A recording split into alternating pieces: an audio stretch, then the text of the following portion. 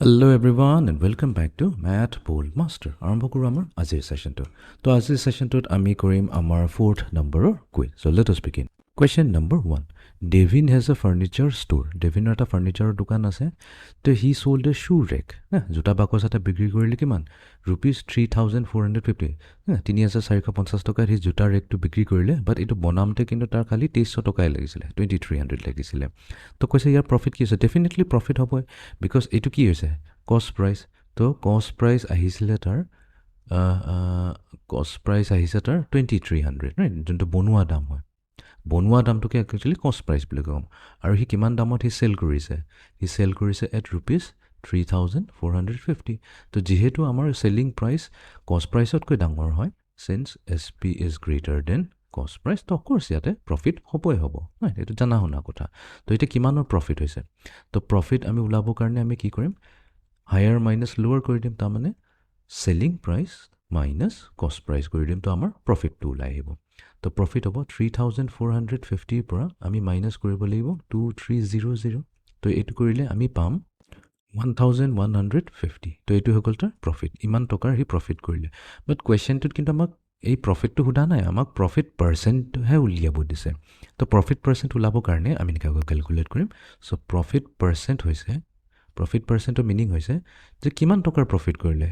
1150, 1150 টকাৰ প্ৰফিট কৰিলে। ক'ত প্ৰফিট কৰিলে? সদায় কষ্ট প্ৰাইচত কৰে। তো কষ্ট প্ৰাইচ কিমান হয়? 2,300।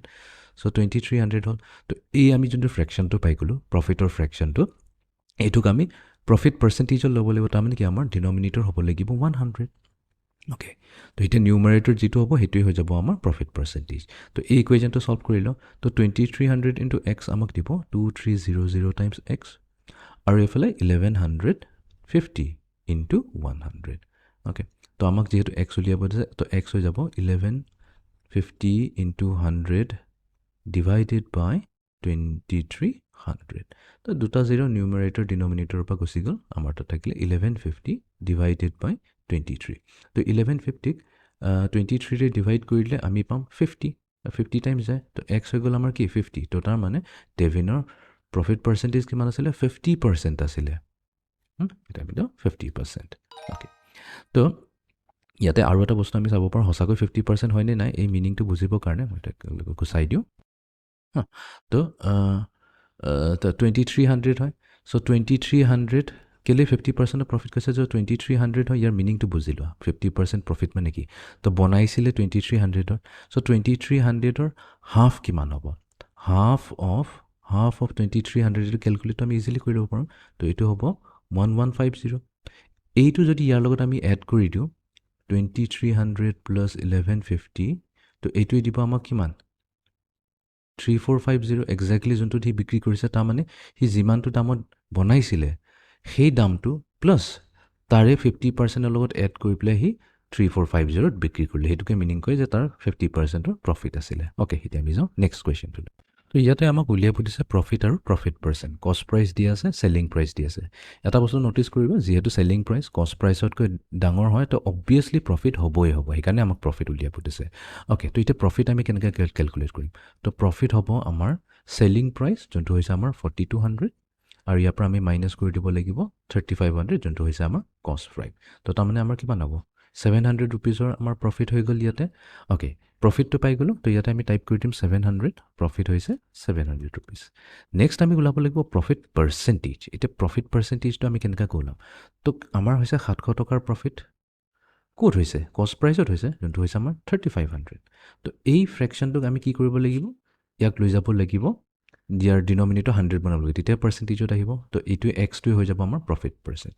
তো এইটোক আমি চল্ভ কৰি লওঁ। এটা কাম কৰোঁ, নিউমাৰেটৰৰ পৰা দুটা জিৰ' আৰু ডিনমিনেটৰৰ পৰা দুটা জিৰ' গুচাই দিওঁ। তো 7/35, বাট আমি জানো 7 1 = 7, 7 7 = 35।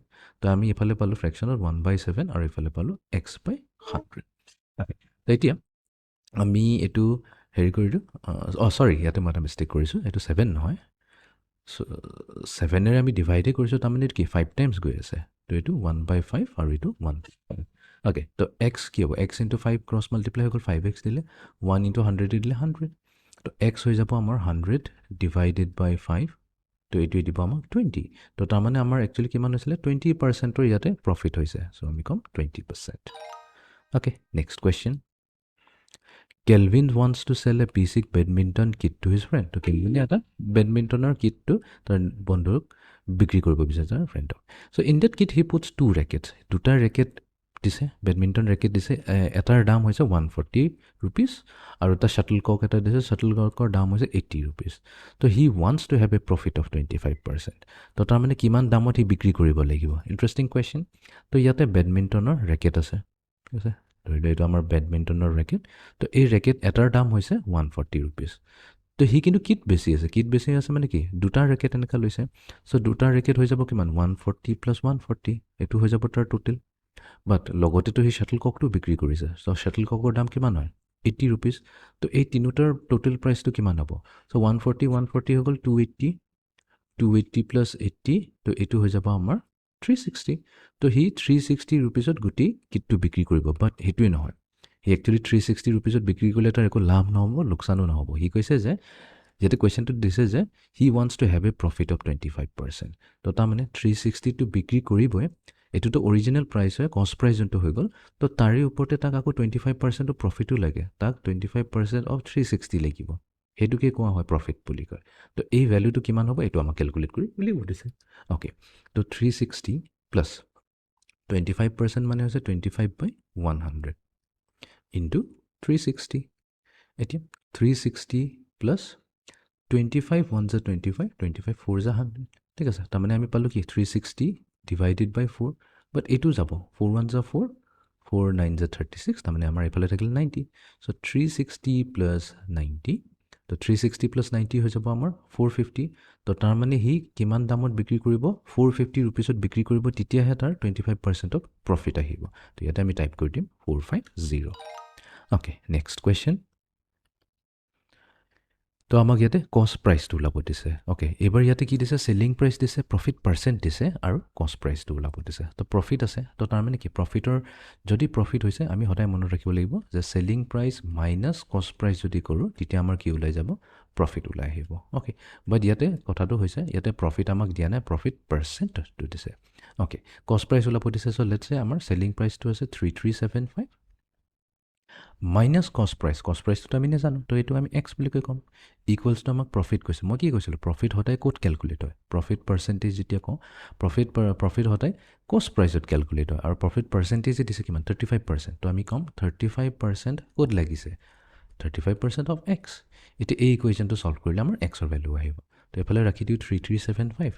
তো এই মাইনাছ এক্সটো গুচি যাব ৰাইট হেণ্ড চাইডে, এইটো হ'ব এক্স প্লাছ 35% অফ এক্স। তো 35% অফ এক্স মানে কি, 35/100 মাল্টিপ্লাইড টু এক্স। অ'কে, তো 3375।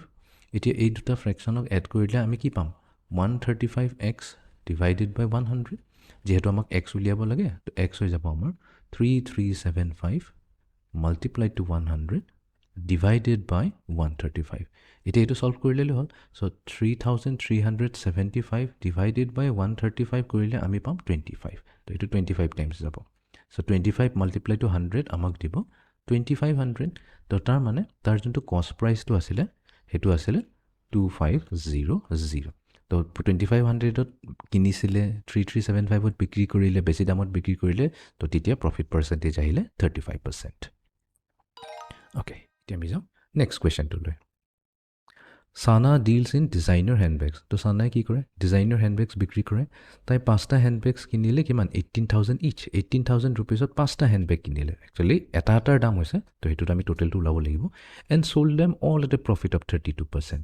তো গোটেইকেইটাক 32%ত বিক্ৰী কৰিলে, প্ৰফিট কৰিলে, গোটেই 5টা যিটো বিক্ৰী কৰিলে। তো আমাক সুধিলে হাউ মাছ ডিড চানা চাৰ্জ ফৰ দ্য 5 হেণ্ডবেগছ। আমি অলপ কেয়াৰফুল যাব লাগিব, কেয়াৰফুলি এইটো কুৱেশ্যনটো কৰিব লাগিব। তো এটা হেণ্ডবেগ, আমি প্ৰথমতে এটা হেণ্ডবেগৰ দাম লৈ লওঁ, যোনটো কষ্ট প্ৰাইচ আছে। ওৱান হেণ্ডবেগ কষ্ট, যোনটো কষ্ট প্ৰাইচ হৈ গ'ল, সেইটো হৈছে দিয়া হৈছে আমাৰ ₹18,000, ঠিক আছে। তো 18,000ত এটা দামত কিনিছে, বা তাই একচুৱেলি এটা নহয়, তাই 5টা হেণ্ডবেগ কিনিছে। 5 হেণ্ডবেগছ কষ্ট কিমান হ'ব, 5টা হেণ্ডবেগত হ'ব 5 × 18,000। তো 5 × 18,000 কিমান হ'ব, 5 8 × 40, 90,000 হৈ যাব। তো 90,000 দি পেলাই তাই ₹90,000 দি পেলাই তাই 5টা বেগ কিনিছে। অ'কে, এইটো হৈ গ'ল তাইৰ কষ্ট প্ৰাইচ। তাৰপিছত তাই কি কৰিলে, গোটেইখিনি বিক্ৰী কৰিছে তাই প্ৰফিট অফ 32%। তো এতিয়া আমি চেলিং প্ৰাইচটো ওলাই ল'ব টোটেল চেলিং প্ৰাইচ ওলাবৰ কাৰণে কি আছে 90,000ত তাই কিনিছে আৰু এই গোটেই 90,000ৰ ওপৰত তাই আৰু 32%ৰ লাভ কৰিছে চ' 32% অফ 90,000 তো এইটো যদি কৰোঁ এইটোৱে হৈ যাব আমাৰ চেলিং প্ৰাইচ এইটো হৈ যাব আমাৰ চেলিং প্ৰাইচ এইটো আমি এতিয়া কেলকুলেট কৰি লওঁ চ' 90,000 প্লাছ এইফালে আছে আমাৰ 32,000 তো তাৰমানে 32% মানে 32/100 ইনটু 90,000 এতিয়া দুটা জিৰ' ইয়াৰ পৰা আৰু দুটা জিৰ' ডিনমিনেটৰৰ পৰা গুচি গ'ল তো এইটো হৈ গ'ল আমাৰ 90,000 প্লাছ চ' 32 ইনটু 900 কৰিব লাগিব চ' 32 মাল্টিপ্লাই টু 9 দুটা জিৰ'টো আহিব ডেটছ ফৰ চিয়'ৰ এই 900ৰ পৰা দুটা জিৰ' হৈ গ'ল তো আমি 32 ইনটু 9 কৰি দিওঁ চ' 9 2 যা 18 হৈ গ'ল 1 কেৰি 9 3 যা 27 27 প্লাছ 1 হৈ গ'ল আমাৰ 28 চ' 28 এতিয়া আমি কি কৰিম এইটোক আৰু এইটোক এড কৰিলে আমাৰ চেলিং প্ৰাইচ ওলাই আহিব তো এইটো হৈ যাব 92800 তো তাই কি কৰিলে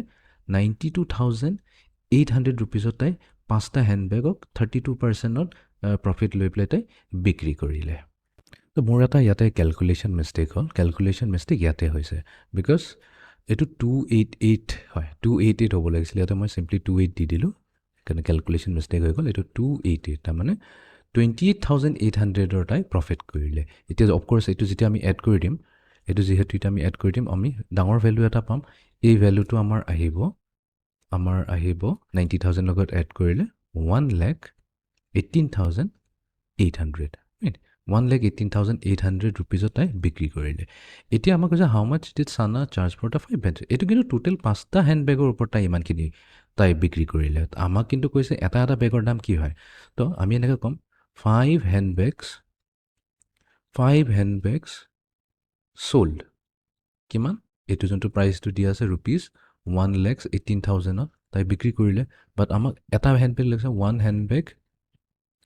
one handbag sold at তো এইটো এটা হেলমেটৰ কাৰণে কি কৰিম এইটো যোনটো 1,18,800 আছে এই ভেলুটোক আমি 5ৰে ডিভাইড কৰি দিম তো 5ৰে ডিভাইড কৰিলে আমি পাম 23,760 ৰুপিজ পাই গ'লো তো তাই এটা হেণ্ডবেগ কিমান কৈছে 23,760 বিক্ৰী কৰিছে তো এতিয়া বস্তুটো ক্লিয়াৰ হৈ যাব 18,000ত তাই কিনিছিলে এটা হেণ্ডবেগ আৰু 23,760 তাই বিক্ৰী কৰিছিলে চ' 23,760 অ'কে মাই বেড তো ইয়াতে কৈছে হাউ মাছ ডিড চানা চেঞ্জ ফৰ দ্য 5 হেণ্ডবেগছ তো টোটেল হেণ্ডবেগছত তাই কিমান কৰিছিলে 118,800 অ'কে তো মই একচুৱেলি কুৱেশ্যনটো ৰিড কৰি পেলাই বেছি বস্তু ভৰাই দিলোঁ তো তাই 1,18,800 গোটেই 5টা বেগ বিক্ৰী কৰিছিলে তো এইটো আছিলে আমাৰ আজিৰ কুইজ ছেশ্যনটো so' see in the next session thank U